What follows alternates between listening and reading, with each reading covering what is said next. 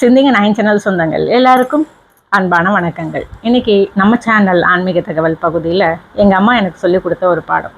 யாரையும் மரியாதை இல்லாமல் பேசக்கூடாது, அவன் இவன் சொல்லக்கூடாது, அது இதுன்னு சொல்லக்கூடாது, பெருசுன்னு சொல்லக்கூடாது. இப்போல்லாம் எல்லாம் சொல்கிறாங்க, அவன் இவன் அது இது, அந்த பொம்பளை, அந்த ஆள், இது பெருசு, பூமர், இதெல்லாம் சொல்கிறாங்க. இதெல்லாம் ஆரோக்கியமான ஒரு வாழ்வியல் முறையானா கண்டிப்பாக கிடையாது. எங்கள் வீட்டிலேருந்து ஒரு 10 வீடு தள்ளி ஒரு கடை. அந்த கடையில் போயிட்டு எங்கள் அம்மா வேர்க்கலை வாங்கிட்டு வான்னு சொல்கிறாங்க. மாலை நேரம் சட்னி அரைக்கிறதுக்கு வேர்க்கலை வாங்கிட்டு வான்னு சொல்கிறாங்க. அப்போது எங்கள் வீட்டு பக்கத்தில் ஒரு அம்மா இருந்தாங்க. எங்கள் வீட்டில் உட்காந்து பேசிகிட்டு இருக்காங்க. அப்போல்லாம் மாலை நேரத்தில் உட்காந்து பேசுவாங்க இல்லையா, அதுவும் பேசிகிட்டு இருப்பாங்க. அந்த அக்கா என்ன சொல்கிறாங்க, அவன் கடைக்கு போகாத, அவன் கடையில் வேர்க்கலை நல்லா இருக்காது, நீ எதிர்த்தாப்பில் ஒரு கடை இருக்குல்ல, அங்கே போய் வாங்கிட்டு வா அப்படின்னாங்க. சரின்னு போயிட்டு அந்த அக்கா சொன்ன மாதிரி எதிர்த்தாப்பில் ஒரு கடை இருக்குது, அந்த கடையிலேருந்து வேர்க்கலையும் வாங்கிட்டு வந்துட்டேன். எங்கள் அம்மா என்ன கேட்குறாங்க, வேர்க்கலை எங்கேருந்து வாங்கிட்டு வந்தேன் அப்படின்னு கேட்டாங்க. நான் எதிர்க்க கடையில் தான் வாங்கிட்டு வந்தேன் அப்படின்னா, ஏன் இந்த கடை வழக்கமாக வாங்குற கடையில் வாங்கலையா அப்படின்னு. இல்லை, அவன் கடையில் நான் வாங்கலை அப்படின்ட்டு. அவ்வளோதான் போச்சு.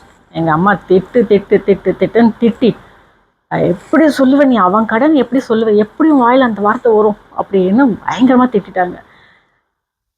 அம்மா கூட உட்காந்து பேசிட்டு இருந்தாங்க ஒரு அக்கா.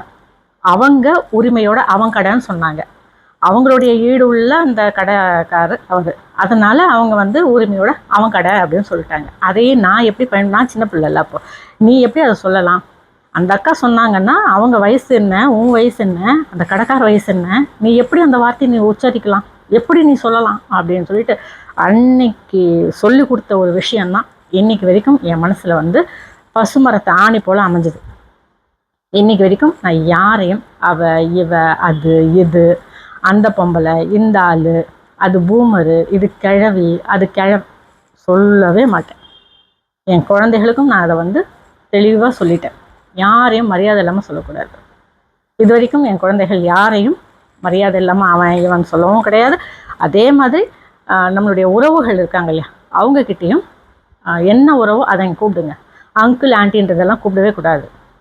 பெரியப்பாவை பெரியப்பான்னு கூப்பிடு, மாமாவை மாமான்னு கூப்பிடு, அத்தைன்னு கூப்பிடு, தாத்தான்னு கூப்பிடு. இப்படி தான் நான் சொல்லி கொடுத்துருக்கேன். சித்தப்பாவை சித்தப்பா, இப்படி தான்.